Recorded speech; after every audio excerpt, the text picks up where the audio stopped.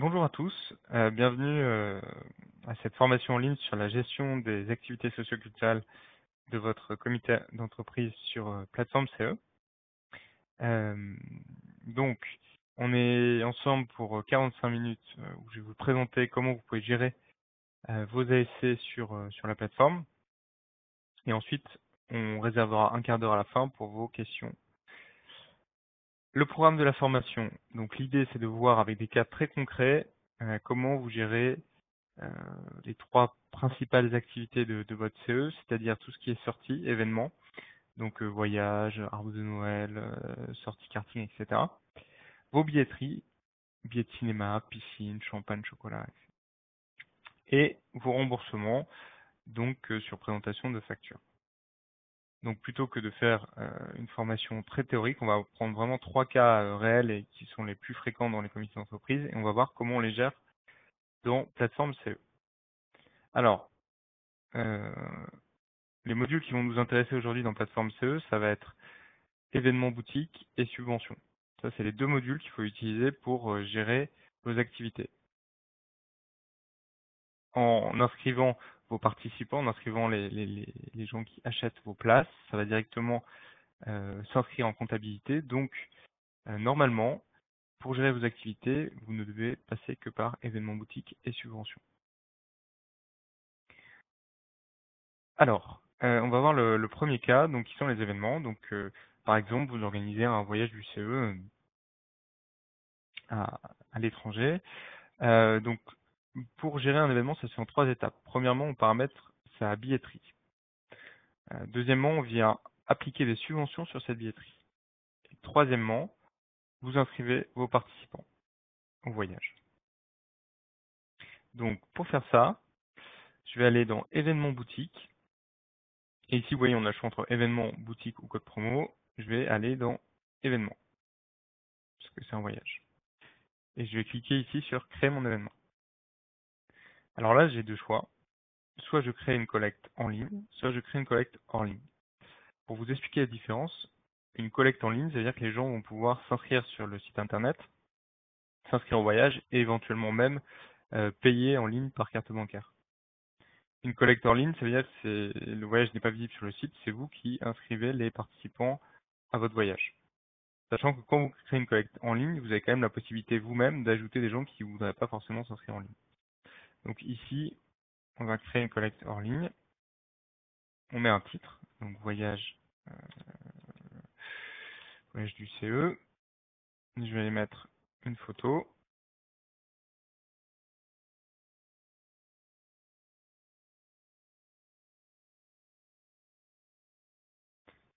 Voilà, que je vais pouvoir redimensionner éventuellement.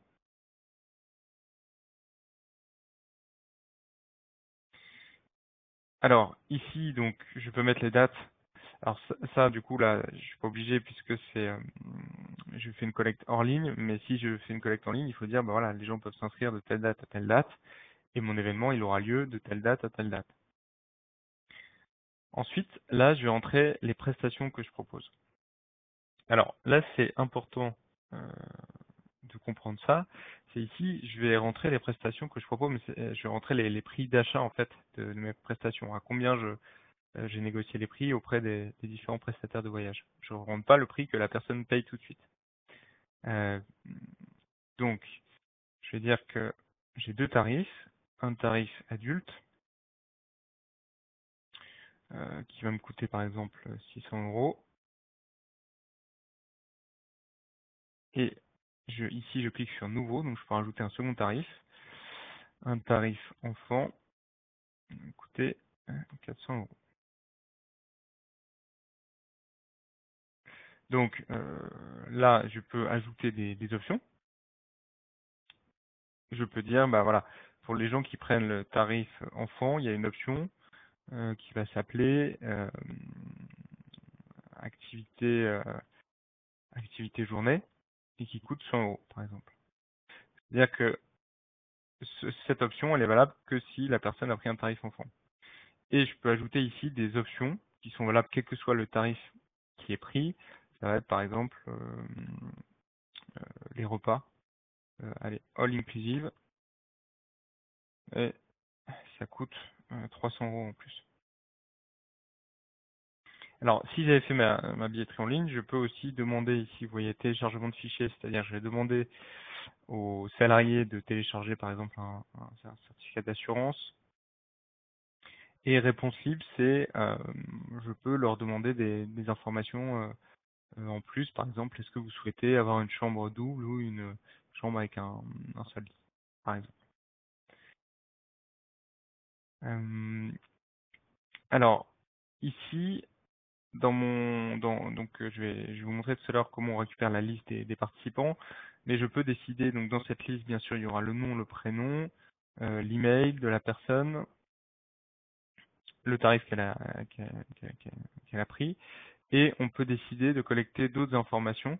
Donc par rapport aux informations que vous avez rentrées dans votre base de données, vous pouvez aussi afficher dans ce listing, par exemple, la date de naissance de la personne, son téléphone portable, et puis pour son enfant, son nom, son âge, etc. Ça va venir piocher dans les informations qui sont déjà enregistrées dans votre base de données. Ensuite, vous pouvez aller plus loin dans le paramétrage. Donc ici, euh, c'est une billetterie hors ligne, donc j'ai pas beaucoup d'options. Mais quand je crée une billetterie en ligne, je peux par exemple limiter le nombre de participants à 50. Je peux aussi dire une personne n'a pas le droit d'acheter plus de 4 places pour ma sortie. Donc je vais vous montrer rapidement, je vais juste changer, je vais mettre créer une collecte en ligne. Donc qu'est-ce que ça change? Ici, j'ai une description, bien sûr, parce que là, il faut que j'informe quand même les gens de ce que je propose. Je peux ajouter des conditions générales de vente et des pièces jointes, par exemple avec un descriptif du voyage. Je choisis les modes de paiement qui sont acceptés en ligne, c'est-à-dire est-ce que j'autorise que les gens nous payent par carte bancaire ou est-ce que les gens vont s'inscrire et vont me payer un chèque mais ultérieurement. Là, il faut que je précise, veuillez apporter votre chèque au CE par exemple.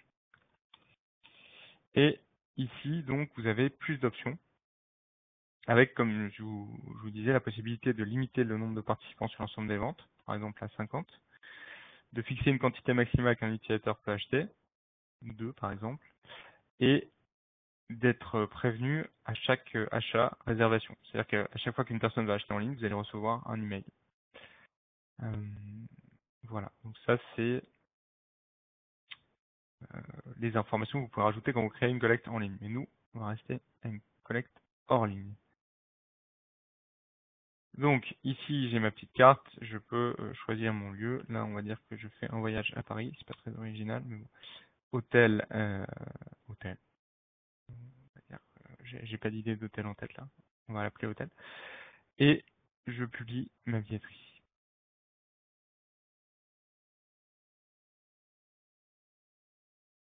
Donc là, ma billetterie est publiée. Et ça veut dire que normalement je pourrais ajouter des inscrits. Mais si j'ajoute des inscrits, là, vous vous souvenez qu'on a enregistré les prix d'achat de, de votre voyage. Donc, c'est pas ce que le salarié va vraiment payer. Le salarié, lui, il paye le prix d'achat moins la subvention que vous appliquez sur ce prix d'achat. Donc, deuxième étape, si on revient sur notre petit schéma, on va paramétrer les subventions. Donc, pour faire ça, je vais aller dans subventions et dans paramétrage. Paramétrage, ici, je vais créer une nouvelle subvention. Donc, je vais dire que c'est voyage CE. Voyage CE, donc je peux expliquer en quoi consiste la subvention. Et je vais dire que cette subvention, elle est valable jusqu'à jusqu'à fin juin.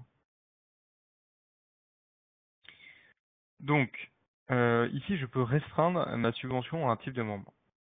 C'est-à-dire, je peux créer en fait une subvention. Souvent dans les entreprises, il y a plusieurs coefficients et les subventions diffèrent selon le coefficient familial.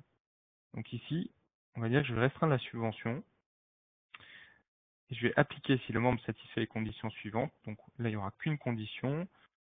Le membre doit satisfaire à l'une des conditions et j'ajoute ma condition. Je vais mettre tranche coefficient familial égale à 1 par exemple. Donc là, la subvention que je suis en train de créer, en fait, on va la renommer QF1, elle n'est valable que pour les gens qui qui seront dans cette tranche. Et ici, donc, je vais ajouter mes différentes subventions. Donc, je vais mettre subvention adulte, par exemple. Je vais dire, alors là, j'ai deux choix. Soit elle s'applique sur présentation d'un justificatif, c'est-à-dire la personne vient me rendre un justificatif, mais là, c'est pas le cas. Là, c'est une offre qu'on a ajoutée, offre ajoutée par le CE, c'est un voyage qu'on vient d'ajouter. Donc, je vais cocher cette case. Je vais dire qu'elle s'applique à une ou plusieurs offres en particulier. Et là, je vais aller chercher mon offre. Donc, voyage, et je retrouve voyage du CE, donc je vais cliquer dessus. Prestations à subventionner, donc là, c'est pas toutes les prestations parce que je vais faire deux subventions différentes, une pour les adultes, une pour les enfants. Donc ici, je vais décocher ça, et je vais dire que ça s'applique juste au tarif adulte. Et là, donc je détermine le mode de calcul, soit c'est une réduction en euros, c'est-à-dire par exemple, on va dire que je prends une réduction une subvention de 100 euros. Prix fixé, ça veut dire que quel que soit le prix de départ, la personne paiera 300 euros, par exemple.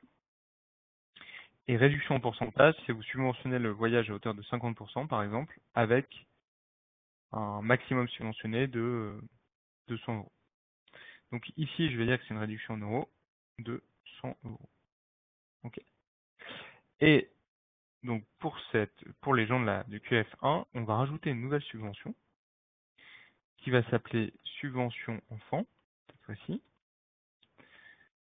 Encore une fois, c'est toujours la même offre, donc je vais la chercher. Voyage. Voilà. Et je vais dire que cette fois-ci, elle s'applique plus au tarif adulte, elle s'applique au tarif enfant que j'ai paramétré. La subvention pourra aussi s'appliquer à des options, hein, éventuellement. Et là, je vais dire que c'est plus 100, c'est 50 euros. Voilà, donc là, j'ai ma subvention qui est créée, on la voit ici, voyage CE QF1. Et en fait, donc si par exemple j'ai 5 QF, je vais devoir créer cette subvention pour tous les QF. Donc plutôt qu'à chaque fois de créer une nouvelle subvention ici, ce que je vais faire, c'est que je vais dupliquer la subvention que je viens de créer. Et là, donc par exemple, je ne vais pas l'appliquer à tranche quotient familiale égale 1, je vais l'appliquer à tranche quotient familiale égale 2. Et je vais venir directement ici changer le montant. Par exemple, pour les adultes, ce sera 150 euros et pour les enfants, 100 euros. Voilà, donc là, j'ai mes deux subventions qui ont été créées. J'aurais pu modifier le titre. Donc si je veux modifier une subvention, je passe ma souris dessus, je clique sur éditer, et là, je vais mettre QF2. Voilà, ce sera plus propre. Donc, j'ai paramétré ma billetterie, j'ai paramétré mes subventions, et maintenant, je vais inscrire les salariés qui participent à mon voyage. Donc, pour faire ça, je vais dans événements, voilà. Je vais passer ma souris sur mon voyage, et je vais cliquer sur gérer l'événement. Quand je clique sur gérer l'événement, je vais arriver ici sur la liste, en fait, de tous les inscrits à mon voyage. Et je vais cliquer sur ajouter un inscrit ici.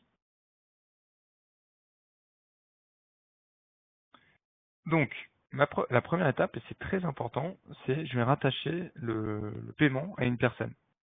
Si je fais pas ça, si j'inscris directement ces noms ici, le logiciel ne va pas reconnaître que c'est telle personne et du coup va pas lui attribuer la subvention. Donc la personne paiera plein pot. Là, donc on va aller chercher Elodie par exemple. Je prends un tarif adulte, ok, pour elle, et je vais ajouter sa fille, par exemple.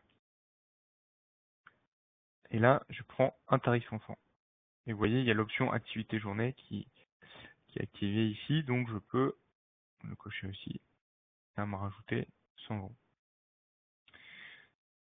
Et derrière, je peux cocher aussi les options All Inclusive. Donc là, qu'est-ce que j'ai fait? J'ai ajouté Elodie, en la rattachant bien ici à une personne, et j'ai ajouté sa fille. Je peux envoyer un justificatif par mail à Elodie si je veux, pour lui dire j'ai bien reçu ton paiement. Donc ça, c'est la première étape. Le prix d'achat, il était de 1100 euros. c'est le prix que normalement j'aurais dû faire à Elodie, sauf qu'elle a bénéficié d'une subvention de 150 euros, donc 100 euros parce qu'elle a pris un tarif adulte et 50 euros parce qu'elle a pris un tarif enfant. Et tout ça, elle est en QF1, donc ça a bien été calculé. Et le montant à payer par Elodie, c'est 950 euros. Donc je continue. Et la deuxième étape, je vais juste venir indiquer comment elle m'a payé. Donc le montant il est déjà rentré. La date de l'opération, je peux la changer éventuellement. Et je vais dire, Elodie, elle m'a payé par exemple en chèque avec la banque CIC et le numéro. Je mets le numéro du chèque. Et j'enregistre.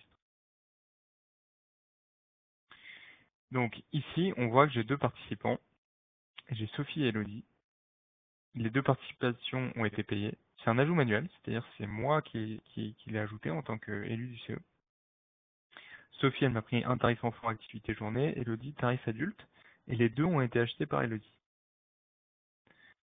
Si je regarde le détail, ici le petit œil c'est toujours le détail, je vois qu'elle a bien payé 950 euros, et si je regarde ce qui s'est passé en compta, je vois que j'ai une recette de 1100 euros, avec une subvention dessus de 100 euros, une autre subvention de 50 euros, et finalement le paiement, il est de 950 euros.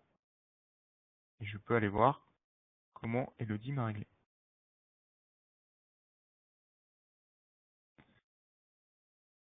Donc, je vais retourner sur mon listing de participants. Alors, imaginons, ça arrive souvent pour les voyages du CE, que quelqu'un vous paye en plusieurs fois. Donc, je vais ajouter un inscrit, toujours la même manip. Je rattache à une personne dans ma base de données, Antoine par exemple. Lui, il me prend juste un tarif adulte, all inclusive. Je continue. Et là, donc, au lieu d'indiquer directement un paiement, je vais mettre paiement ultérieur, ici. Si je veux indiquer que Antoine m'a déjà payé un acompte, je vais mettre ce paiement est déjà reçu pour un montant, par exemple, de 200 euros par carte bancaire. Voilà. Et je vais ajouter une échéance. Je vais dire Antoine, à la fin du mois, il me devra les 700 euros restants et il va me payer aussi par carte bancaire.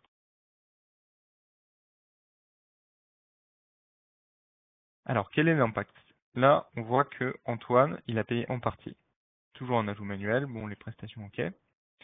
Si je regarde le détail, je vois qu'il a payé 200 euros, qu'il lui reste à payer 700 euros. Et si je regarde ce qui s'est passé en compta, donc j'ai bien ma recette de 900 euros. Il n'y avait pas de subvention parce que je pense qu'Antoine doit être QF3 ou QF4. Mais j'ai un premier paiement bleu de 200 euros, c'est-à-dire paiement confirmé, et j'ai un paiement grisé, là, paiement à recevoir, de 700 euros. Donc, imaginons qu'on est le 29 février, Antoine vient avec son chèque complémentaire, avec sa carte bancaire complémentaire de 700 euros, cliquez sur éditer, ici, paiement reçu, et j'enregistre. Et là, on voit qu'il reste à recevoir 0 euros, et si je retourne, donc là, total payé 900 euros, si je retourne sur ma liste des participants, on voit qu'Antoine m'a bien payé. A payé, oui.